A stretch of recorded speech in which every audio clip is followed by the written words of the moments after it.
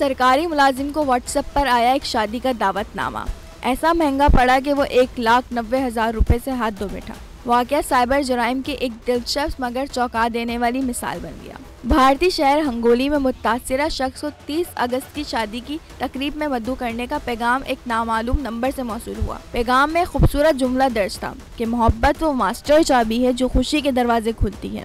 पैगाम के साथ एक फाइल भी मुंसलिक थी जो बज़ाहिर PDF दिखाई दे रही थी, लेकिन दर हकीकत वो एक खतरनाक APK फाइल थी। मुतासिरा शख्स ने अनजाने में इस पर क्लिक किया, जिसके नतीजे में इसका मोबाइल हैक हो गया। साइबर जराइम पेशा अफराद ने उसके बैंक अकाउंट तक रसाई हासिल करके 1,90,000 रुपए निकाल लिए। मुतासिरा शख्स ने फौरी तौर पर पुलिस में शिकायत दर्ज कराई। हिमाचल प्रदेश साइबर पुलिस ने अवाम को खबरदार किया है कि नामालूम जराए से मौसूल फाइलों पर हरगिज क्लिक ना करें, खास तौर पर ऐसी फाइलें जो शादी या इवेंट के आड़ में भेजी जाएं।